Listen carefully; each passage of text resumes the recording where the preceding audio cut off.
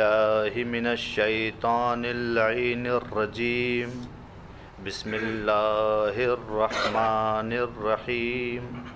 الحمد لله الذي لا يدركه بعد الهمم ولا يناله غوص الفتن، الذي ليس لصفته حد محدود ولا نعت موجود، فطر الخلائق بقدرته ونشر الرياح برحمته ووتد بالسحور ميدان أرضه، ثم الصلاة والسلام على أشرف الأنبياء والمرسلين سيدنا ومولانا أبي القاسم محمد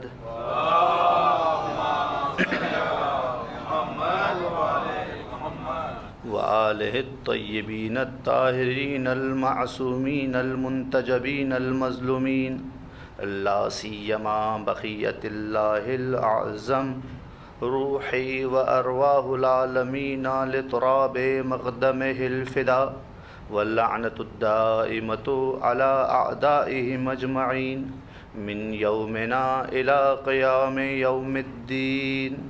اما بعد فقد قال اللہ تبارک و تعالی فی محکم کتابہ المجید ومتقن کلامہ المبین وقولہ الحق. بسم اللہ الرحمن الرحیم. وَلَقَدْ كَرَّمْنَا بَنِي آدَمَ وَحَمَلْنَاهُمْ فِي الْبَرِّ وَالْبَحْرِ وَرَزَقْنَاهُمْ مِنَ الطَّيِّبَاتِ وَفَضَّلْنَاهُمْ عَلَى كَثِيرٍ مِّمَّنْ خَلَقْنَا تَفْضِيلًا. درود پڑھ لیجیے.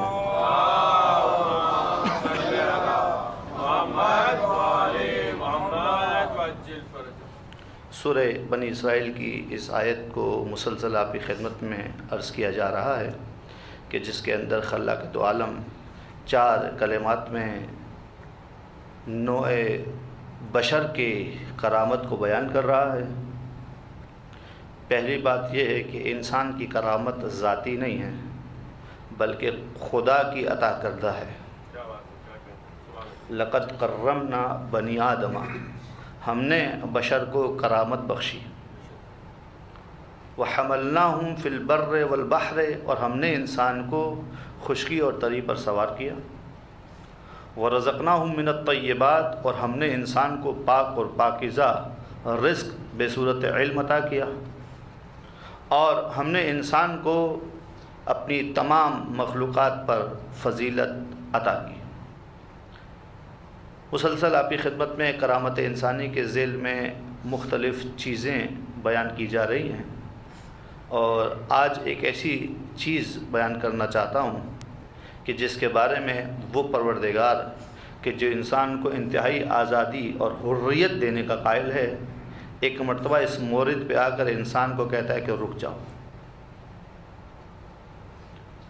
رک جاؤ، یہاں پر یہ تمہارا کام ہی نہیں ہے کہ اس کام کو تم انجام دے سکو، اور وہ ہے ہدایت.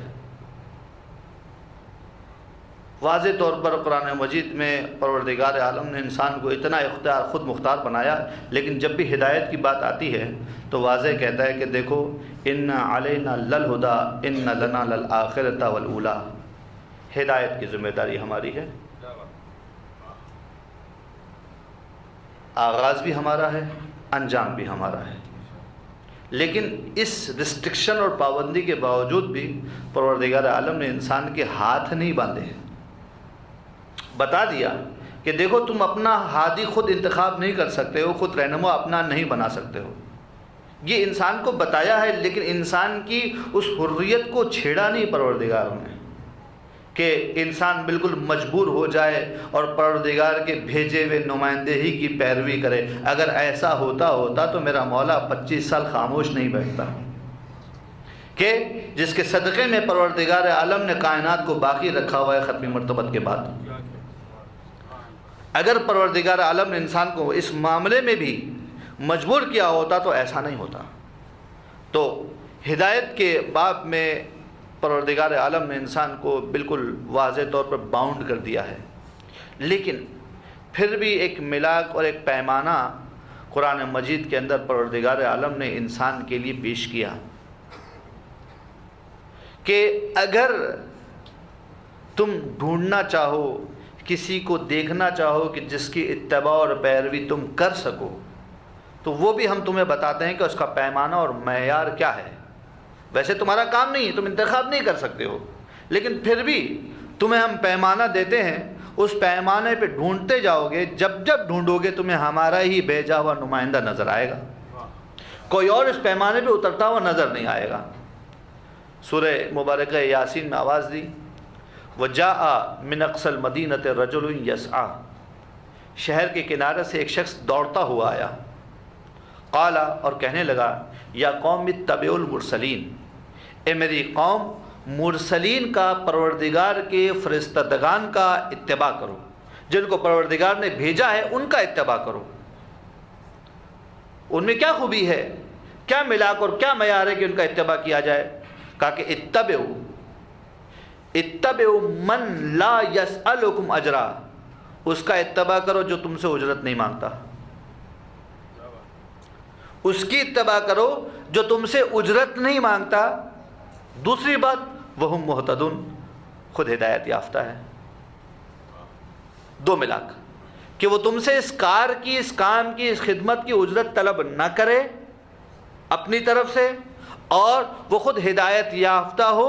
اگر یہ دو پیمانے تمہیں مل جاتے ہیں تو اس دو پیمانے کے تناظر میں اس آدمی کا تم اتباع کر سکتے ہو، لیکن تم جا کر دیکھو گے کہ وہ ہمیشہ تمہیں پروردگار کا فرستادہ اور پروردگار کا بھیجا ہوا مرسل ہی نظر آئے گا، کوئی اور نہیں ہو سکتا۔ کیونکہ کون ہے کہ جو پہلے سے ہدایت یافتہ ہو؟ قرآن مجید میں ایک اور جگہ پر آواز دی، افمن یہدی الی الحق احق ان یتبع، وہ آدمی جو حق کی جانب تمہیں ہدایت کرتا ہے، لے کر جاتا ہے، وہ سزاوار ہے کہ اس کے پیچھے پیچھے چلو، یا وہ کہ لا یہدی الا یہدا، کہ جس کی ہدایت بیچارے کی ہوتے ہی نہیں ہے جب تک کوئی اس کی ہدایت نہ کرے۔ دو قسم کے لوگ ہیں، ایک آدمی وہ ہے کہ جو تمہیں حق کی جانب لے کر جاتا ہے، جو تمہیں منزل کی جانب لے کر جاتا ہے، تم اس کی اتباع کرو گے، یا ایسے کی اتباع کرو گے جو خود بیچارہ طالب ہدایت ہے۔ پروردگار عالم نے یہاں پر بھی اپنی پرانی روش کے مطابق سوال کر کے چھوڑ دیا، جواب نہیں دیا کہ ان میں سے کس کا، لیکن سوال کیا تمہارے سے، تم سے، کہ بتاؤ کہ ان دونوں میں سے کون سا شخص قابل ہے کہ اس کا اتباع کیا جائے، اس کی پیروی کی جائے۔ تو پہلی بات یہ ہے کہ وہ اجرت طلب نہ کرے، اور دوسری بات یہ ہے کہ وہ خود ہدایت یافتہ ہو، طالب ہدایت نہ ہو۔ اب دنیا کو نظر نہیں آتا کہ ایک آدمی رسول کا جانشین ہونے کا دعویٰ کرتا ہے اور یہ کہتا ہے کہ انا لی شیطانا یعترینی، میرا ایک شیطان ہے جو مجھے گمراہ کرتا رہتا ہے، جب بھی میں راستہ چھوڑ دوں تو مجھے گھما کے سیدھا کر دینا۔ کہ یہ امام بننے کے اہل ہے؟ یہ قطعاً امام بننے کی اہلیت ہی نہیں رکھتا، جو اپنے اتباع کرنے والوں سے کہے کہ اگر میں ٹیڑھا ہو جاؤں تو سیدھا کر لینا۔ تو یہ تو ہدایت آن ڈیمانڈ ہے، یہ تو پبلک ڈیمانڈ کے مطابق ہدایت کر رہا ہے کہ پبلک کہہ رہی ہے کہ تم ہمیں یہاں لے کر جاؤ، وہاں لے کر جاؤ۔ اگر پبلک کو معلوم ہوتا کہ یہاں جانا ہے، وہاں جانا ہے، تو تمہارا پیروی کیوں کرتے؟ وہ آن ڈیمانڈ ہدایت، جیسے کہ لوگوں کا منشا اور مقصد ہے کہ ہمیں ایسی ہدایت کی جائے، اور یہ ایک بڑی بیماری آ گئی ہمارے یہاں پر کہ ہم ایسے ہی لوگوں کے اتباع کرتے ہیں، ایسے ہی لوگوں کے پیچھے چلتے ہیں جو ہماری سنتے ہیں۔ یعنی کہ یہاں پہ معاملہ یہ ہو گیا ہے کہ ہادی اور مہدی دونوں ایک ہی ہو گئے ہیں، ہدایت کرنے والا اور ہدایت لینے والا دونوں کے اندر ایک ہی کیفیت ہے کہ دونوں ایک دوسرے کو راستہ دکھا رہے ہیں۔ یہ تو بالکل ایسا ہی ہو گیا جیسے کہ اندھا اور لنگڑا، کہ ایک دیکھ نہیں سکتا، ایک چل نہیں سکتا، لہذا جو ہے وہ دونوں نے مل کر ایسا کیا ہے کہ اپنے ایک دوسرے کو اپنے پر سوار کر دیا ہے۔ اندھا چل رہا ہے، لنگڑا راستہ دکھا رہا ہے، تو اس کا مطلب یہ ہوگا کہ دونوں ہادی ہیں۔ اس کا معنی تو یہی ہوا کہ دونوں کے دونوں حقیقت میں ہادی ہیں۔ یہ ایک پہلا مرحلہ۔ لیکن اس سے پہلے جو مرحلہ آیا ہے ہمارے پاس کہ اس کی خوبی یہ ہے کہ وہ تم سے اجرت نہ مانگے۔ اگر یہ بات کہوں تو نعوذ باللہ کسی کے ذہن میں سوال تو آ سکتا ہے کہ حضور اگر اجرت کی بات کی جائے تو میرے رسول نے بھی اجرت مانگی ہے۔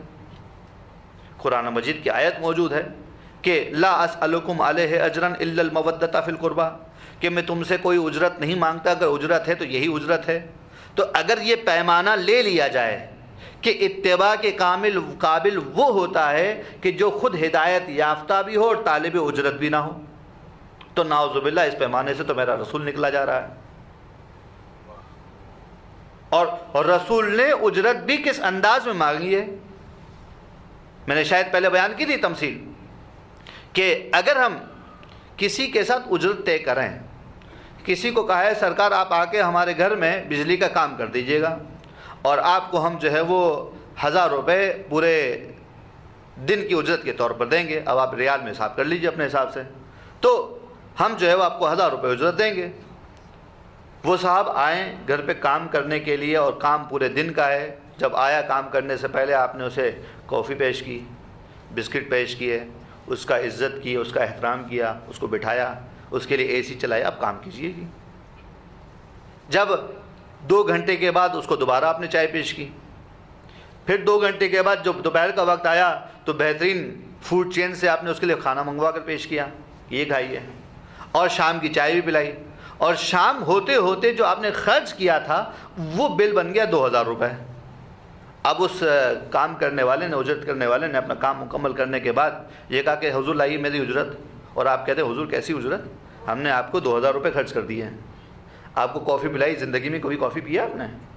آپ کو ہم نے کافی پیش کی ہے، آپ کو ہم نے فوڈ چین سے کھانا منگا کے کھلایا ہے، تو آپ خود بتائیے کیا کوئی عقل مند اس پیمانے کو قبول کرے گا؟ نہیں. اس لیے کہ جو اجرت طے ہوئی ہے وہ دینی پڑے گی، اس کے علاوہ جو کچھ بھی دے دو، پوری کائنات بھی دے دو، وہ اجرت نہیں ہے. کیونکہ اجرت جو طے کی گئی ہے وہ ہے 1000 روپیہ، وہ آپ کو دینا ہے، اس کی فارم تبدیل نہیں ہو سکتی.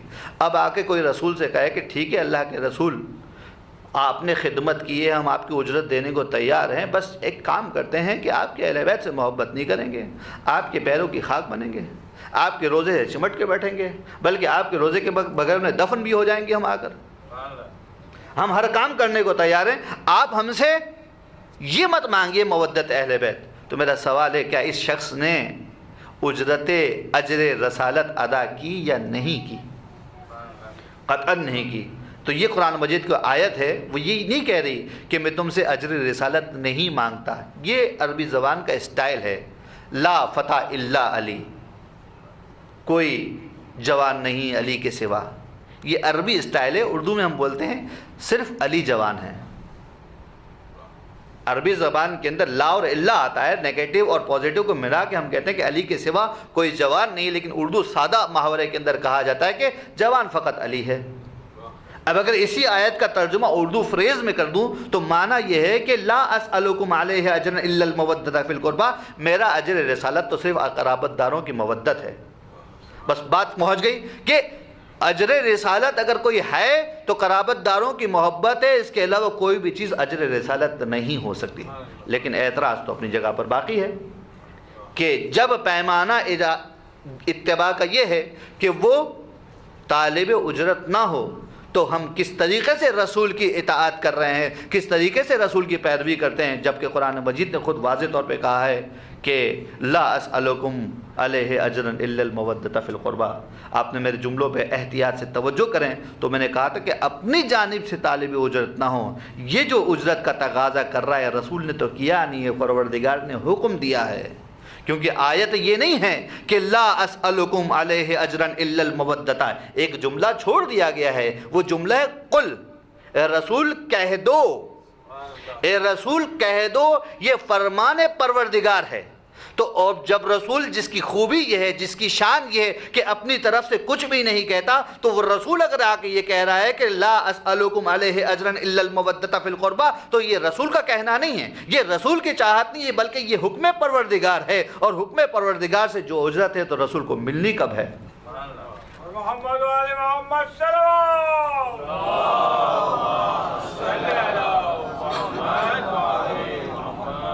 لیکن جن لوگوں کے دلوں میں کجی ہے، ٹیڑھا پن ہے، وہ ٹیڑھا پن نکلتا ہی نہیں ہے.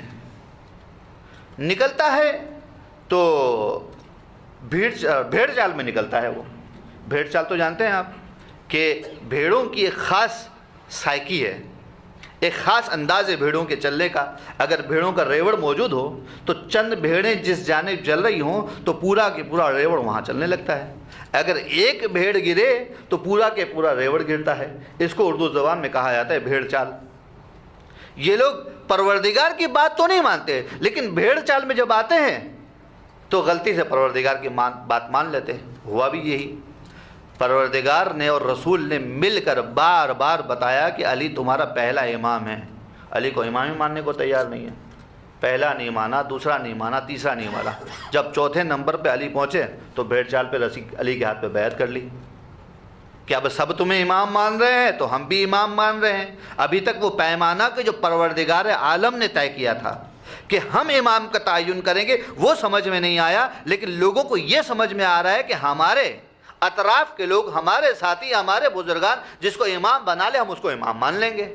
تو بھیڑ چال میں آ کے مان لیں گے، لیکن اپنی عقل کے دروازے، عقل کے تالے کھولنے کو تیار نہیں ہیں۔ ایسے لوگوں کے بارے میں قرآن مجید نے عجیب تمثیل پیش کی۔ سورہ مبارکہ یاسین ہی کے اندر شروع کی آیتوں میں سے لقد حق القول علی اکثرہم، ان کی اکثریت پر حقیقت حق ہو چکی ہے، حقیقت واضح ہو چکی ہے۔ فہم لا یؤمنون، لیکن وہ ایمان نہیں لائیں گے۔ کیوں نہیں لائیں گے؟ اس لیے کہ وجعلنا فی اعناقہم اغلالا فہی الی الاذقان فہم مقمحون، ہم نے ان کے گلوں میں توق ڈال رکھے ہیں۔ یہاں پہ لفظ استعمال ہوا ہے اغلال۔ اغلال کہتے ہیں بیڑی کو، وہ بیڑی جو پیر میں پہنی جاتی ہے، اس بیڑی کو اگر گردن میں ڈال دیں تو وہ بن جاتا ہے توق۔ لیکن قرآن مجید یہ کہہ رہا ہے کہ توق کی کیفیت یہ ہے کہ بیڑی کے اوپر بیڑی، بیڑی کے اوپر بیڑی، اور گلے کے اندر اتنے توق لگ گئے ہیں، فہی الی الاذقان، یہ توق تھوڑی تک پہنچ رہے ہیں۔ ہم نے ان کے گلے میں اغلال ڈال رکھے ہیں، بیڑیاں ڈال رکھی ہیں۔ کیفیت یہ ہے کہ بیڑیاں ان کی تھوڑیوں تک پہنچ رہی ہے۔ کتنی بیڑیاں ہیں؟ یعنی کہ گردن سیدھی رکھنے کے قابل نہیں ہے۔ عجیب بات ہے یہاں پر کہ جس کے گردن میں اس کیفیت میں بیڑیاں ڈالی جائیں تو وہ انسان چاہ کر بھی نیچے نہیں دیکھ سکتا، مجبور ہے کہ اوپر کی طرف دیکھے، مجبور ہے کہ اوپر کی طرف دیکھے، کیونکہ وہ اپنی گردن جھکا ہی نہیں پائے گا، کیونکہ اس کے گردن میں یہ بیڑیاں پڑی ہوئی ہیں، یہ توق لگے ہوئے ہیں۔ ان جعلنا فی اعناقہم اغلالا فہی الی الاذقان فہم مقمحون، قرآن مجید کی تعبیر ہے تو ان کے سر الل رہے ہیں۔ یہ مقمحون کا لفظ استعمال ہوا ہے جو اونٹ کے بارے میں استعمال ہوتا ہے، جب اونٹ پانی پینے کے بعد اپنے سر کو اٹھاتا ہے، اوپر کی طرف بلند کرتا ہے، اس کے لیے عربی زبان کا لفظ استعمال ہوتا ہے اقمح الابل، کہ اونٹ نے اپنا سر اوپر اٹھا لیا، وہ آسمان کی طرف دیکھ رہا ہے۔ تمثیل سمجھ میں آئے گی جب وضاحت دوں گا تو۔ اب اگلی آیت ہے ان جعلنا من بین ایدیہم سدا، ہم نے ان کے آگے ایک رکاوٹ کھڑی کر دی ہے، وہ من خلفہم سدا، ان کے پیچھے ایک رکاوٹ کھڑی کر دی ہے، فاغشیناہم، اوپر سے ڈھانپ دیا ہے، فہم لا یبصرون، وہ دیکھ نہیں پاتے۔ تمثیل کے سارے ارکان قرآن نے پورے کر دیے۔ کیا کیفیت ہے؟ گلے میں بیڑیاں ہیں، بیڑیاں تھوڑیوں تک ہیں، یہ اوپر کی طرف دیکھ رہے ہیں، ان کے آگے رکاوٹ ہے، آگے نہیں جا سکتے، ان کے پیچھے رکاوٹ ہے، پیچھے نہیں جاتے، ان کو پروردگار نے اوپر سے ڈھانپ دیا ہے۔ یہ کس کی کیفیت ہے؟ ہٹ دھرم لوگوں کی کیفیت ہے، یہ ضدی لوگوں کی کیفیت ہے۔ اور اس کیفیت کو سمجھانے کے لیے ایک اور چیز کا اضافہ کروں گا تو بالکل واضح ہو جائے گی کہ انسان کی ہدایت کے لیے پروردگار نے دو قسم کی چیزیں رکھی ہیں، دو قسم کی نشانیاں رکھی ہیں، جنہیں ہم کہتے ہیں آیات انفس، آیات آفاق۔ آیات انفس یعنی اپنے اندر غور کرو۔ میرا مولا کا جملہ آپ کے ذہن میں ہوگا کہ میرا مولا کیا ارشاد فرماتے ہیں کہ تم اپنے جسم پہ غور نہیں کرتے، تم سمجھتے ہو کہ انتا جرم صغیر، کہ تم ایک چھوٹا سا جرم، جبکہ تمہارے اندر ایک عالم اکبر چھپا ہوا ہے۔ تو یہ ایک راستہ ہے اپنے اندر ہدایت پانے کا کہ انسان اپنے اوپر غور کرے، اپنے نفسیات پر، اپنی خواہشات پر، اپنے چیزوں پر غور کرے کہ میں کیسے چل رہا ہوں، اس سے اسے ہدایت ملتی ہے۔ اور دوسری ہدایت ہے ہدایت آفاق، کہ قرآن مجید نے بار بار کہا کہ افلا یتدبرون، کیا یہ لوگ جو ہے وہ غور نہیں کرتے، کیا یہ لوگ جو ہے وہ آسمان کی نشانیوں کو نہیں دیکھتے، کیا یہ لوگ نہیں دیکھتے پروردگار عالم نے سورج کو کیسے بنایا، کیا یہ لوگ نہیں دیکھتے پروردگار عالم نے یہ کہکشاں کیسے بنائی۔ بار بار دعوت دی گئی ہے کہ تم آسمان کی طرف دیکھو اور وہاں سے ہدایت لو۔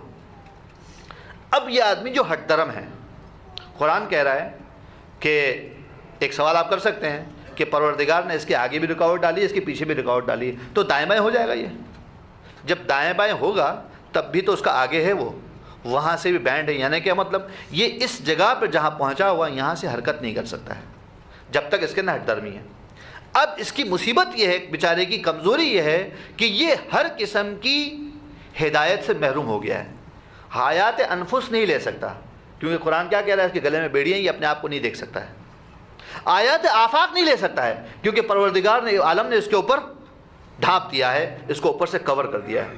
یہ خالص علامت کے طور پر ہمارے سامنے پیش کیا گیا کہ دیکھو ضد، ہٹ درمی، اس کی علامت یہی ہے کہ اگر تم ضد پر آ جاؤ، تم ہٹ درمی پہ آ جاؤ، تو تمہیں کبھی بھی راستہ ملنے والا نہیں ہے، تم اپنے گرد چکر لگاتے رہو گے۔ یہ ہے انسان کی مجبوری۔ لیکن پروردگار عالم کے جو نمائندے ہوتے ہیں، جو پروردگار کے بھیجے ہوئے افراد ہوتے ہیں، وہ اتنا کمال رکھتے ہیں کہ ان لوگوں کو، ان انسانوں کو جو ہٹ دھرمی میں مبتلا ہیں، جو ہٹ دھرمی میں مبتلا ہیں، ان کی ہٹ دھرمی ختم کر دیتے ہیں۔ تاریخ میں ملتا ہے کہ ایک مرتبہ جنگ کا معرکہ ہے، جنگ اپنے عروج پر ہے، اور میرا مولا امیر المومنین اپنی تلوار سے اپنے دشمن پر تابڑتوڑ حملے کر رہا ہے۔ دشمن کون آیا ہے؟ علی سے مقابلہ کرنے آیا ہے، رسول کے خلاف آیا ہے، ہٹ درمی کی انتہا پہ پہنچا ہوا ہے۔ ایک مرتبہ بیچ میں اس نے کہا کہ یا علی مجھے اپنی تلوار دے دو۔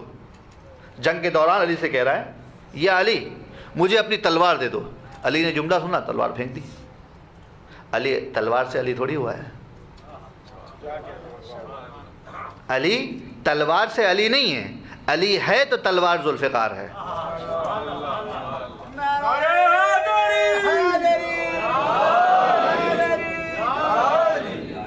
میرے مولا نے ایک مرتبہ تلوار پھینک دی اس کی طرف۔ کس کی طرف؟ کافر ہے، حربی ہے، جنگ کے لیے آیا ہے، جہاد ہو رہا ہے، مار دھاڑ ہو رہی ہے، خون خرابہ ہو رہا ہے۔ اس سے برا کون ہوگا؟ اس سے برا تو نہیں ہوگا نا۔ ہم تو بہت اچھوں کو اتنا برا بنا دیتے ہیں، اس سے برا کیا ہو سکتا ہے؟ اس کی تو کوئی گنجائش ہی نہیں ہے۔ لیکن ایک مرتبہ علی سے اس نے سوال کیا، علی نے تلوار دے دی۔ ایک مرتبہ اس نے تلوار اٹھائی، کہا کہ عجیب آدمی ہو، تم نے جو ہے وہ جنگ لڑتے ہوئے اپنی تلوار مجھے دے دی۔ کہا کیا کروں؟ انسان کی کرامت یہی ہے کہ جب جو سوال کرنے والا سوال کرے تو اسے عطا کیا جائے۔ سوال کرنے والا سوال کرے تو اسے عطا کیا جائے۔ تم نے مجھ سے میری تلوار مانگی تھی، میں نے تمہیں دے دی۔ کوئی آ کے پوچھے علی تم رسول کی حفاظت کے لیے اپنی جان بچا کر رکھو، یہ تو خودکشی ہے۔ علی کا جواب یقیناً یہ ہوگا میں کوئی رسول کو بچانے والا ہوں، وہ تو میرا پروردگار ہے جو میرا بھی بچانے والا ہے، رسول کا بچانے والا ہے۔ اپنے اوپر بھروسہ نہیں ہے، اپنے اوپر فخر نہیں ہے۔ اور یہ جملے ہیں ولا فخرا، مجھے کوئی فخر نہیں ہے۔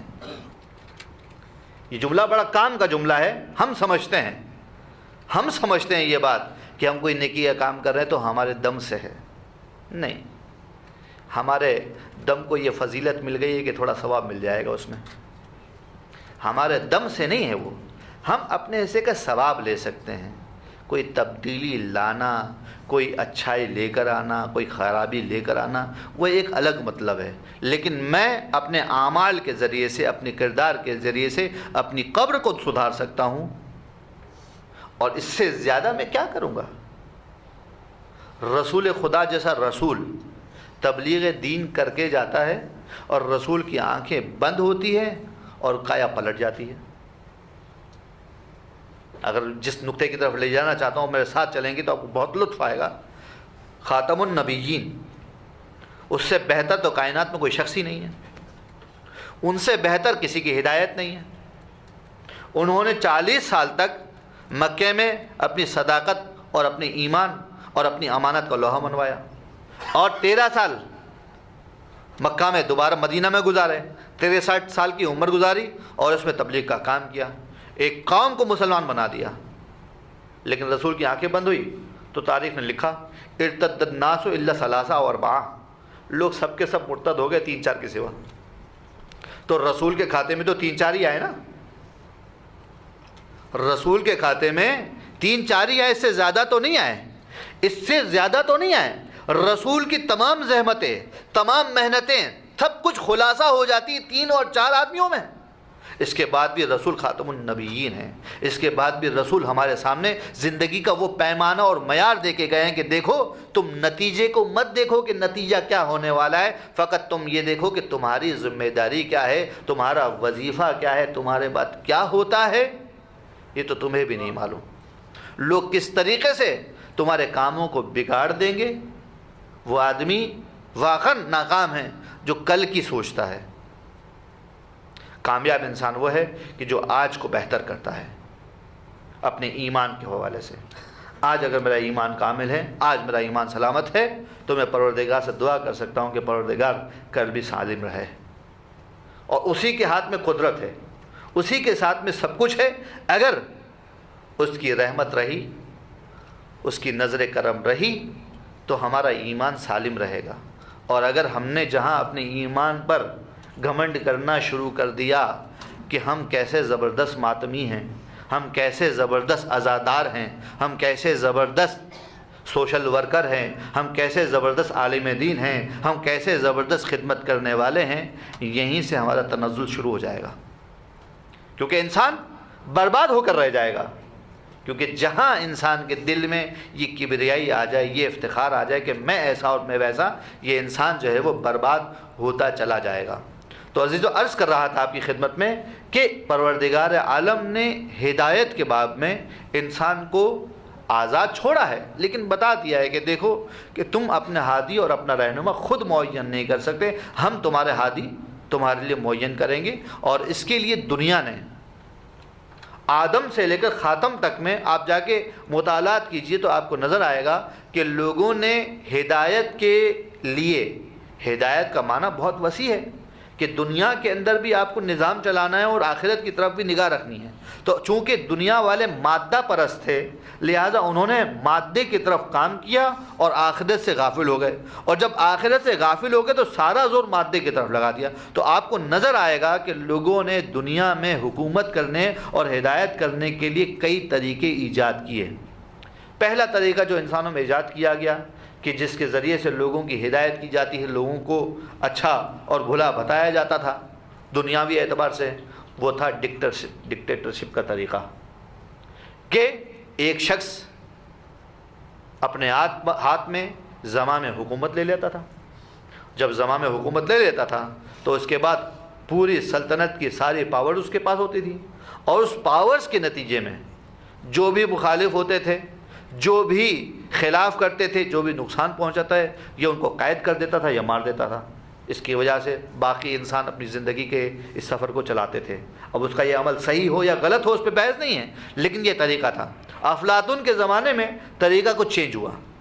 افلاطون کے تمام تک طریقے میں یہ آیا کہ جب کوئی نیا بادشاہ آتا، جب کوئی حکمران آتا، جب کوئی ڈکٹیٹر آتا، تو اس کے ساتھ میں اس کو تخت پہ بٹھایا جاتا، اور 6 مہینے کے اندر اندر ملک کے سارے اقتدار اس کے حوالے کر دیے جاتے، اور اس کے بعد یہ مطلق اعلان حکومت ہوتی اور وہ چلاتا۔ لیکن افلاطون نے آ کے اس سسٹم کو چینج کیا، کہا کہ نہیں، اب یہ نیا طریقہ انسانوں پہ حکومت کرنے کا آیا۔ کہا کہ حکومت اشراف کی ہوگی، اور رائل فیملیز ہوں گی کہ جو حکومت کریں گی۔ اس کے لیے کسی بادشاہ کی ضرورت نہیں ہے، بلکہ جہاں کہیں بھی کوئی رائل فیملی پائی جاتی ہے اسی کا حکم چلے گا، وہ جیسا کہے گا وہی ہم بات مانیں گے۔ اور اگلے مرحلے پہ جب انسان اور مزید آگے بڑھا تو انسانوں نے جمہوریت کے نام پر حکومت کا کانسیپٹ دیا کہ جمہوریت لوگوں کی رائے آ کے انتخاب کرے گی کہ کون آدمی ہے جو ہماری ہدایت کرے، کون آدمی ہے کہ جو دنیا میں ہمیں راستے پر لے کر جائے، ہمیں ترقیوں کی طرف لے کر جائے۔ یہی وہ طریقہ ہے جس کو پروردگار عالم نے منع کر دیا ہے کہ نہیں، کیونکہ تم اپنا ہادی، اپنا رہنما خود معین کر ہی نہیں سکتے۔ اور سب سے بڑی مصیبت اس جمہوری طریقے عمل کے اندر یہ پائی جاتی ہے کہ اکثریت کی بات مانی جاتی ہے، اکثریت کی رائے لی جاتی ہے، وہ اقلیت جو چھوٹے سے قلیل فرقہ ہوتا ہے ان کی بات کوئی بھی نہیں سنتا۔ آج دنیا کے لیے یہ ایک بہت بڑا مسئلہ फलसफी मसला बना हुआ है कि किस तरीके से जमहूरियत को हम फ़लसफ़े के ज़रिए साबित करें, नहीं साबित कर पा रहे हैं। इस्लाम ने बेहतरीन तरीका जो हमारे पास रोशनास कराया है वो तरीका यह है कि जिसे हम कहते हैं विलायत। विलायत के तरीक़े में होता यह है कि रसूल जब इस दुनिया से जाएंगे तो अपने बाद के नुमाइंदे का ऐलान करके जाएंगे कि परवरदिगार आलम की जानिब से ये नुमाइंदा है। वो ये दूसरा नुमाइंदा जो है जब इस दुनिया से जा रहा होगा तो अपने बाद वाले का तयन करेगा और ये सिलसिला चलता रहेगा। इसमें खूबी यह है कि परवरदिगार आलम जो इंसान से 70 माहों से ज़्यादा मोहब्बत करता है, 70 माहों से दुरूद पड़ी मोहम्मद वाले मोहम्मद की शान।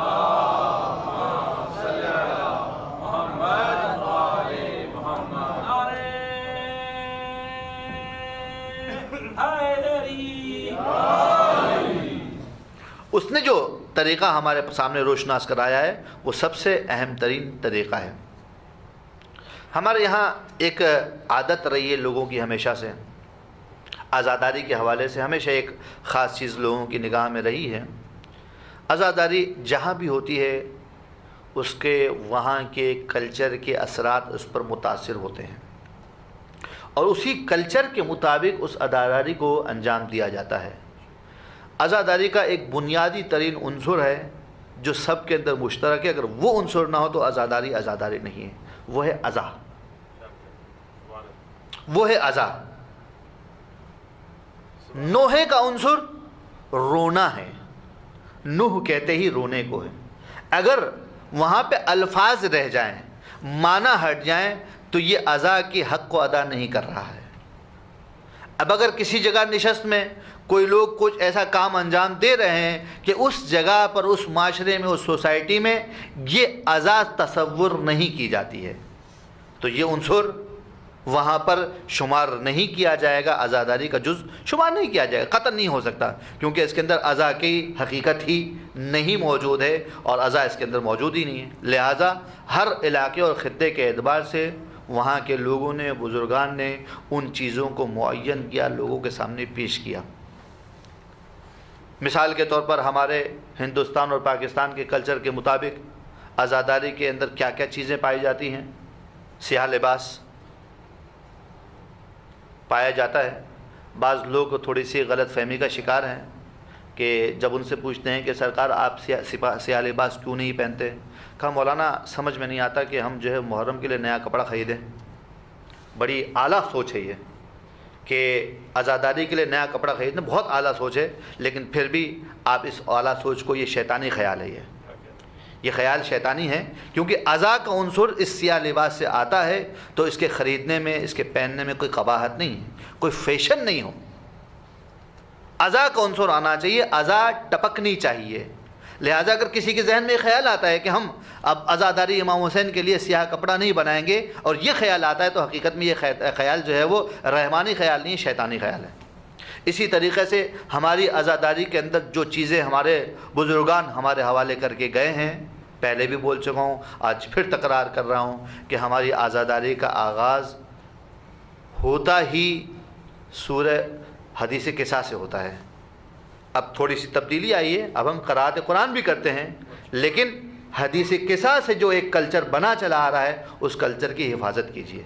और हकीकत में हदीस किसा एक ऐसी शय है कि जिसके ऊपर आज दुश्मन एतराज़ कर रहा है, दुश्मन एतराज़ कर रहा है कि ऐसी कोई रिवायत नहीं है। लिहाजा हम इन चीज़ों को पढ़ कर, बयान कर कर इसकी हिफाजत करते हैं। ये उन रिवायात में से है कि जो आवाम के हाथ में है, लोगों के हाथ में, लोग इसको पढ़ते हैं, लोगों को हिफ्ज़ है। अगर ये चीज़ पाई जाती है, ये उन्सुर है हमारा, हमें इस अज़ा में उसको बचा के रखना है, ये हमारी ज़िम्मेदारी है। कल क्या होता है नहीं मालूम, लेकिन आज इसे बचाना हमारी ज़िम्मेदारी है। पहले कह चुका हूँ जुमला कि हदीस किस्सा पढ़ने वाले को मुस्लिम बिन अकील ना बनाइए। जब आज़ादारी का वक्त आया है तो आइए उस हदीस किस्सा को सुनिए, क्योंकि उसके अंदर जो आखिरी दुआ है ना, वो दुआ बड़ी कीमती है कि जिसके अंदर ये कहा गया है कि जहाँ पर मोमिनीन का तज़किरा हो, इस हदीस का तज़किरा हो, तो परवरदिगार आलम उनके तमाम की तमाम मुश्किलात को बरतरफ करेगा। ये खुद बरकत है जो हमारी ज़िंदगियों में आने वाली है। तीसरी चीज़ जो हमारी आज़ादारी का जुज़ है, जो हटा दी गई है, वो है सोज़ो सलाम। सोज़ो सलाम नाम की हद तक रह गया है, لیکن وہی بات ہے کہ پڑھنے والا تو ثواب کی نیت سے پڑھتا ہے، لیکن کوئی سننے والا فرشتوں کے سوا نہیں ہوتا ہے۔ فرشتے تو فرش عزا پر آتے ہیں، لیکن سننے والے اپنی کیلکولیشن کے مطابق اس وقت میں آتے ہیں کہ جب یہ ہو چکا ہو۔ یہ عزاداری کا اہم ترین جز ہے، اور آپ کو تاریخ میں نہیں ملے گا کہ کسی امام نے کسی مولانا صاحب کو ممبر پر بٹھا کر کہا ہو کہ آپ مجلس پڑھیے ہم سنیں گے، یہ نہیں ملے گا آپ کو۔ لیکن یہ ملے گا کہ شاعر سے کہا ہے کہ تم نوحہ پڑھو، تم مرثیہ پڑھو، ہم سنیں گے۔ اگر امام کی سیرت پہ چلنے والے ہیں، امام کے طریقے پہ چلنے والے ہیں، تو اہم ترین جز وہ ہمارا سوز و سلام ہے، وہ مرثیہ ہے۔ کیا ہم نے اس کو اگنور تو نہیں کر دیا؟ ہم اگر ایسا کر رہے ہیں تو امام کی سیرت ہے، ائمہ کے پاس تو ایسا ہی ہوتا تھا، ہمارے پاس کیوں نہیں ہو رہا؟ اور تیسری چیز جو میں یہ بات کہنا نہیں چاہتا ہوں، یعنی کہ کسی کو ایسا نہ لگے کسی پہ ہٹ کر رہا ہوں، کیونکہ آخری دن اسی لیے کہہ رہا ہوں کہ کسی کو فیل بھی نہ ہو۔ ہمارے کلچر کے اندر، ہندوستان اور پاکستان کے کلچر کے اندر، جب کوئی عزاداری کے لیے آ کر بیٹھتا ہے تو ٹیک نہیں لگاتا ہے۔ آپ کی مجبوری، آپ بیٹھے، مسئلہ نہیں ہے، لیکن جو ہمارے سکھایا گیا ہے، بزرگان نے تعلیم دی ہے، وہ عزاداری کا احترام کرنا ہے کہ دیوار سے ٹیک نہیں لگاتے ہیں، دور لگا کے بیٹھتے ہیں، اور اس چیز کو اپنے بچوں کو اپنے قریب بٹھاتے ہیں۔ ایسا نہیں کہ مستقل آئے تو تم وہاں بیٹھ جاؤ ہم یہاں بیٹھ جائیں گے۔ یہ ہمارے بزرگوں کا ایک طریقہ ہے، ہمارے کلچر کا حصہ ہے۔ اسی طریقے سے ہم اس عزاداری کو اپنی نسلوں تک آگے منتقل کرتے چلے جائیں گے۔ نہ بھی ہوں تو ہم اگر قبر میں جائیں گے تو مطمئن ہوں گے کہ ہم نے اپنے حساب سے خراب نہیں کیا۔ کم از کم اتنا اطمینان ہمیں ہونا چاہیے کہ ہم جب یہاں سے جا رہے ہیں تو کسی چیز کو خراب نہیں کر رہے۔ اگر اچھا نہیں کر سکے تو خراب بھی نہیں کیا، کیونکہ بسا ممکن ایک جاہل انسان کچھ کام کو صحیح کرنے جائے، روایات کا لفظ ہے کہ وہ آدمی کی جو بغیر علم کے کسی کام کو انجام دیتا ہے، وہ آدمی بہتری سے زیادہ فساد پھیلاتا ہے، بہتری سے زیادہ خراب کرتا ہے۔ اگر عزاداری کے کچھ چیزوں کے بارے میں ہمیں اور آپ کو کوئی اعتراض سمجھ میں نہیں آتی ہے تو زبان پر لانے سے پہلے ڈریے کہ آپ کس کے مقابل میں جا رہے ہیں؟ جناب فاطمۃ الزہرا سلام اللہ علیہا۔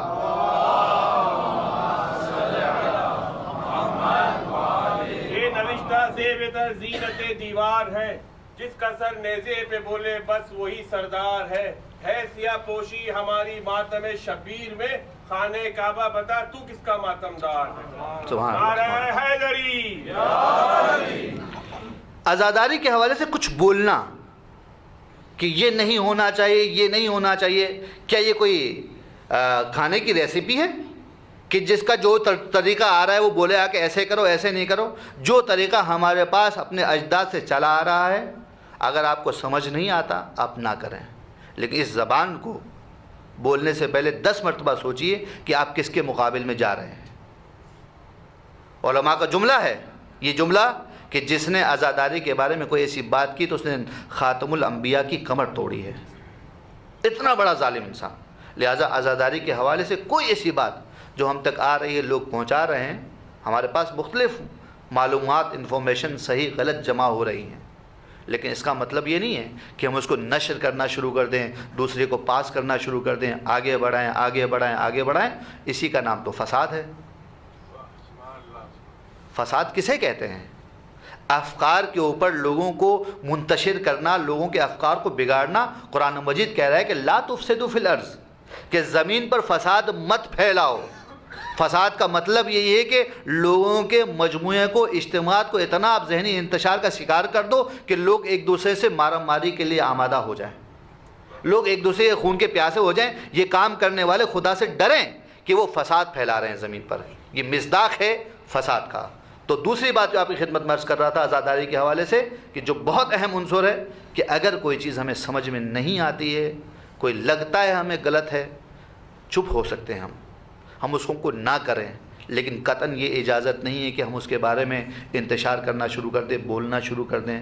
ڈریے اس وقت سے کہ جب سامنے والوں نے بولنا شروع کر دیا، کیونکہ اگر ایک طرف سے بولا جا رہا ہے تو فساد نہیں ہو رہا ہے، لیکن سامنے والے کے ٹالرنس کو کتنا آپ آزماؤ گے، کتنا آزماؤ گے؟ اگر سامنے والے نے بولنا شروع کر دیا تو آپ کہاں جاؤ گے؟ یہ مومنین کی بستی ہے، مومنین رہتے ہیں، ایک دوسرے سے کیوں ہم لڑنا چاہتے ہیں؟ عزاداری اپنا وظیفہ ہے، جو ہم نے انجام دینا ہے، اور اس کے علاوہ ہم نے اور کوئی ذمہ داری نہیں ہے۔ لوگ کہیں کہ ہم آزاداری کی اصلاح کرنے آتے ہیں، اصلاح کرنے والا حسین ہوتا ہے، اصلاح کرنے والا حسین ہوتا ہے۔ تم کون ہوتے ہو اصلاح کرنے والے؟ تمہیں خود نہیں پتا کہ فساد کیا ہے اور صلاح کیا ہے۔ تم فساد کے نام پر، صلاح کے نام پر فساد پھیلا رہے ہو۔ قرآن مجید کی آیت موجود ہے کہ جب ان سے کہا جاتا ہے کہ ایمان لے کر آؤ، لا تفسدوا فی الارض، کہ زمین پہ فساد نہ پھیلاؤ، تو وہ کیا کہتے ہیں کہ ہم تو صلاح پھیلا رہے ہیں، ہم تو جو ہے وہ اصلاح کر رہے ہیں۔ حقیقت میں تمہارے اوپر شیطان غالب آ چکا ہے، اور شیطان نے تمہارے ذہنوں کو اتنا معاف کر دیا ہے کہ تم اصلاح کے نام پر فساد پھیلا رہے ہو۔ درود پڑھیے محمد و آل محمد کی شان۔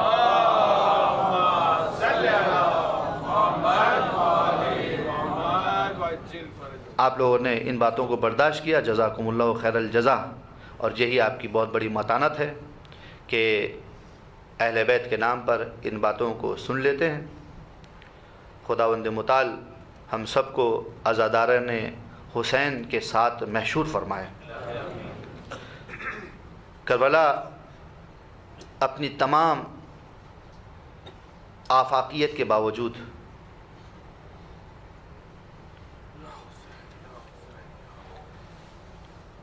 ہے تو مصیبت عظمیٰ۔ کربلا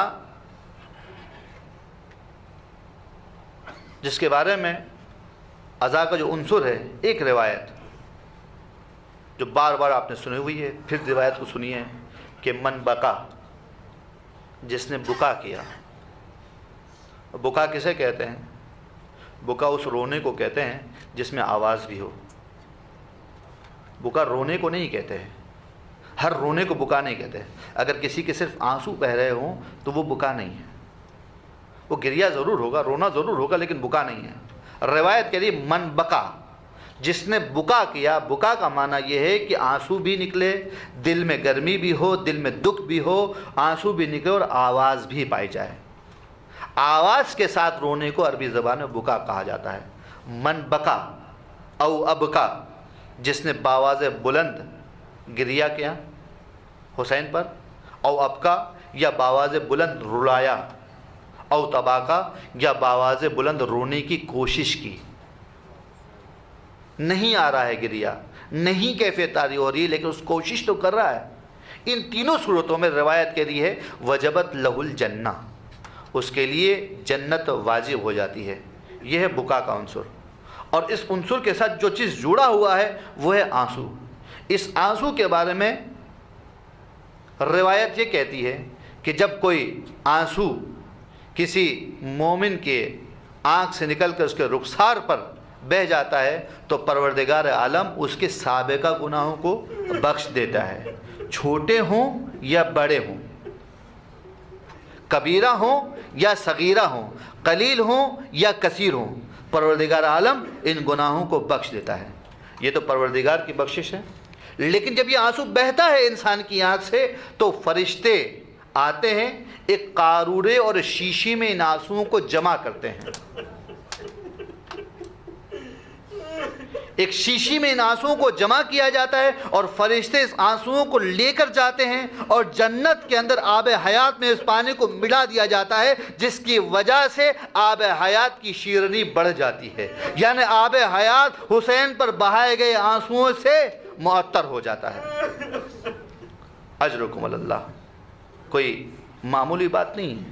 کسی انسان میں یہ کہنے کی ضرورت نہ ہونی چاہیے کہ یہ کہے کہ کیا ضرورت ہے کہ ہم حسین پر بلند آواز میں روئیں۔ اگر آپ یہ جملہ کہتے ہیں تو یہ حقیقت میں روایات سے نافہمی کا نتیجہ ہے۔ حسین پر روایات یہ کہتی ہیں کہ باواز بلند گریہ کرو، واضح الفاظ پائے جاتے ہیں۔ اور آئیے شام کا منظر بھی دیکھ لیتے ہیں۔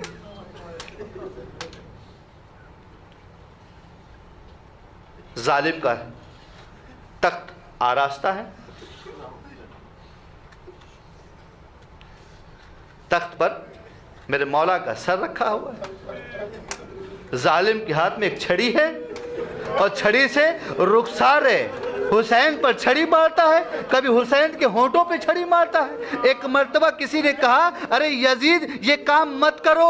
मैंने कई मर्तबा, लातादाद मर्तबा रसूल को, इन रुखसारों को, इन होंठों को बोसा लेते देखा है। अरे जालिम, अपनी छड़ी को दूर रख हुसैन से। अजरुकुम अल्लाह। इसी हालत में बीबियों को यजीद के दरबार में लाया जाता है। तारीख ने लिखा कि यजीद के महल के बाहर जब ये कारवान उतारा गया और अपनी सवारियों से उतारा गया तो इन कारवान को इस तरीके से बांध दिया गया जिस तरीके से रेवड़ को बांधा जाता है। सैयद सज्जाद और उम्मे कुलसूम के गले में रस्म थी, बीबी सकीना और ज़ैनब के बाजुओं पर रस्म थी।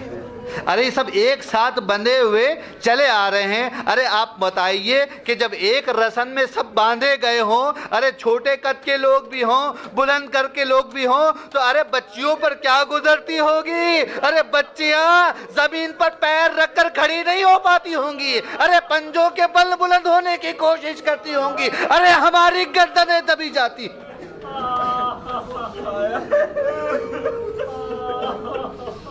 अजरुकुम अल्लाह। खुदा कोई गम ना दे सिवाय गम अहले बैत के। एक मर्तबा जालिम के दरबार में ये कैफियत चल रही थी तो एक जुमला कहा सैयद सज्जाद ने, यजीद तो रसूल को और खुदा को क्या जवाब देगा कि तेरे सामने तेरे घर की लोंडियाँ और कनीज़े आज़ाद हों और रसूल की इतरत के गले में रस्सी बांधी जाए। तो जालिम ने जुमला सुनने के बाद अरे रस्सियों को खोल दिया। इन असीरों का दिल जलाने के लिए यजीद ने एक जुमला कहा, तुम बताओ परवरदिगार आलम ने तुम्हारे साथ कैसा किया। तुम लोगों ने जो ढोंग मचाया था, परवरदिगार ने तुम्हें कत्ल किया। तो मेरे मौला सैयद सज्जाद ने कहा कि हमें परवरदिगार ने कत्ल नहीं किया, हमारी ये सरनविश तो परवरदिगार आलम ने आदम की खिलकत से पहले तय कर रखी थी और तेरे जुल्म का नतीजा है कि हमें साथ ये जुल्म किया गया। और अजीज़ों, इस जगह पर सैयद सज्जाद ने, बीमार इमाम ने एक खुतबा पढ़ा और खुतबा पढ़ने के बाद उस दरबार में ये जुमले बताए। अगर तुम लोगों ने कुरान पढ़ा हो तो कुरान ये कहता है, कुल ला अस्अलुकुम अलैहि अजरन इल्लल मवद्दता फिल कुर्बा। पूछा तुम जानते हो फिल कुर्बा से मुराद कौन है। सैयद सज्जाद कहते हैं कराबतदार हम हैं। अरे इसके बाद आयत पढ़ी, इज़ा गनिम तुम फी शैइन, जब तुमको गनीमत मिले तो वो इसके अंदर अल्लाह का हक़ है, रसूल का हक़ है और कराबतदारों का हक़ है। तुम्हें मालूम है कि कराबतदार कौन है? कराबतदार हम हैं। एक बार तो फिर मेरे मौला ने आयत अथीर पढ़ी कि जिसके अंदर ये इरशाद फरमाया गया कि परवरदिगार आलम ने इन लोगों से हर किस्म की रिज्क को दूर रखा है, इनको पाक और पाकीज़ा रखा है। इमाम ने सवाल किया कि बताओ तुम जानते हो कि ये लोग कौन है, अहले बैत कौन है जिससे परवरदिगार आलम ने रिज्क को दूर किया है? वो हम ही लोग हैं। ये गुफ्तगू होते होते अभी गुफ्तगू हो रही थी तो एक शामी ने बीबी सकीना की तरफ नज़र की।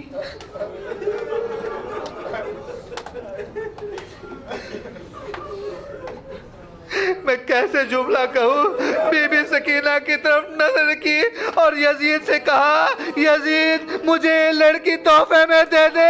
एक मर्तबा सकीना अपनी फूफी के पास आई, फूफी अम्मा पहले मुझे यतीम बनाया गया, क्या मुझे लौंडी भी बनाया जाएगा? अरे मुझे फरोख्त भी किया जाएगा। एक मर्तबा बीबी ज़ैनब ने सकीना को अपनी आगोश में ले लिया और यजीद से कहा, यजीद न तू ये काम कर सकता है न ये शख्स ये काम कर सकता। यजीद ने कहा, अगर मैं चाहूँ तो इस काम को कर गुजरूंगा। अरे कुछ गुफ्तगू हुई। गुफ्तगू के बाद एक मर्तबा सवाल करने वाले ने बीबी सकीना के बारे में बात करने वाले ने एक सवाल पूछा कि तुम अपना नाम बताओ। सकीना ने अपना नाम बताया, अना सकीनतो बिन्तिल हुसैन, मैं हुसैन की बेटी सकीना हूँ। पूछा हुसैन कौन है? कहा हुसैन अली का बेटा है। अरे अली कौन है? कहा अली रसूल का दामाद है। अरे क्या मतलब कि तुम हुसैन फातिमा ज़हरा का बेटा है? अरे हुसैन फातिमा का बेटा है। अरे यजीद तूने क्या जुल्म किया? अरे अपने रसूल की औलाद को असीर बना के ले आया। अरे अजीजो, ये माजरा इस तरीके से ख़त्म नहीं हुआ। मैं से उस दरबार के माजरे को बयान नहीं कर सकता, बस एक रिवायत अर्ज करता हूं, आपकी ज़हमतें तमाम करूंगा। मिनहाल की रिवायत है, तारीख बयान करती है कि इन असीरों को कैद किया गया कैद खाने में। नहीं अजीज़ों, इन असीरों को कैद खाने में कैद नहीं किया गया, एक खराबे में महसूर किया गया। इस खराबे की हालत ये थी कि दिन में भी कोई उसके करीब जाते हुए डरता था कि नागा इसकी दीवार हम पर ना गिर जाए। अरे यजीद का मकसद तो ये था कि ये इस खराबे में रहेंगे, इन पर कोई दीवार गिर जाएगी, ये मर जाएंगे। लेकिन अजीज़ों ऐसा नहीं हुआ। इस खराबे की कैफियत ये थी कि रिवायत ये कहती है, इमाम फरमाते हैं कि इस खराबे में न सर्दी से बचाव की उम्मीद थी, न धूप से कोई चीज़ बचाती थी। अरे जब सूरज तुलू होता था, मशरक़ी इस दीवार का साया मगरिबी दीवार पर पड़ता था तो बीवियाँ बड़े सुकून से बैठती थी। जैसे जैसे ये साया सिमटता जाता था तो बीवियाँ भी मशरक़ी दीवार के साथ सिमटती जाती थी, लेकिन पूरा दीवार के करीब नहीं जा पाती थी। एक मंजिल ऐसी भी आती थी कि ये बीवियां अपने बच्चों को, छोटे छोटे बच्चों को लेकर गोद में खड़ी हो जाती थी, अरे ताकि उनके ऊपर झुलसा देने वाली धूप असर ना कर सके। लेकिन जब पैर जलने लगते थे, अरे मासूम बच्चे गोद में होते थे, कभी इस पैर को बुलंद करती थी, कभी उस पैर को बुलंद करती थी। अरे पूरा जोर का ये आलम होता था। अरे मुसलसल मुसीबतें सऊदतें ये बर्दाश्त करते करते जब शाम का वक्त होता था ना, जब शाम का वक्त आता था तो बच्चे, थके हुए बच्चे आराम करने के लिए सस्ताने के लिए लेट जाते थे। अब जो बच्चे लेट जाते थे ना, तो लेटते लेटते रात का मंजर आते आते एक बच्ची की आवाज़ें बुलंद हो जाती थी, या बता वाह बता, हाय बाबा हाय बाबा। अरे सकीना का रोना ऐसा होता था कि कोई सो नहीं पाता था। मिनहाल कहता है, एक ऐसी असर के मौके पर मैं कैद खाने के करीब से, मैं उस खराबे के करीब से गुजर रहा था। मैंने देखा कि सैयद सज्जाद बाहर आ रहे हैं। सैयद सज्जाद के गले में तोक है, पैरों में बेड़ियां हैं। मुझे सैयद सज्जाद के पैरों की पिंडलियां साफ नजर आ रही थी। मैंने देखा कि पिंडलियों से खून रस रहा था। मैं सैयद सज्जाद के पास गया, मैंने सैयद सज्जाद से गुफ्तगू का आगाज़ किया। मैंने कहा कि मौला कैसे हैं आप? मेरा मौला जवाब दे तो क्या जवाब दे? अरे किसका हाल पूछते हो जिसका बाबा का सुनर, जिसके बाबा का सर नेज़े पे बुलंद हो? अरे किसका हाल पूछते हो जिसके गले में तोक लगा है? किसका हाल पूछते हो जिसके पैरों में बेड़ियां हैं? अरे किसका हाल पूछते हो जिसके अहले खाना असीर? अरे सैयद सज्जाद जवाब दे तो क्या दे? अरे रावी कहता है, मिनहाल कहता है। मैंने पूछा मौला क्या हाल है? अभी ये बातें हो रही थी तो अचानक मैंने देखा कि खराबे से एक बीबी नमूदार हुई और बीबी ने आके आवाज़ दी, बेटा सज्जाद, बेटा सज्जाद। अरे जुमले सुनने थे कि इमाम सज्जाद पलट कर अपनी पुपी के पास जाने लगे। अरे पुपी अम्मा, कैद खाने में बैठे बैठे मेरा जी मतला रहा था, अरे दिल बैठा जा रहा था, कुछ देर के लिए ताज़ा हवा लेने बाहर आया था। अरे मिनहाल कहता है कि मेरे मौला की कैफियत ये थी कि मुझे तर्क करके मेरा मौला अपनी पुपी के पास चला गया।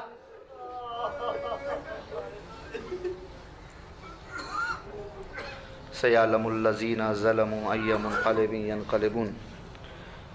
बैला तुझे वास्ता मोहम्मद व आले मोहम्मद का, जहाँ कहीं भी अहले बैत के चाहने वाले और जानने वाले मौजूद हैं, उनकी जान माल इज़्ज़त आबरू की हिफाजत फरमा। बैला तुझे वास्ता मोहम्मद व आले मोहम्मद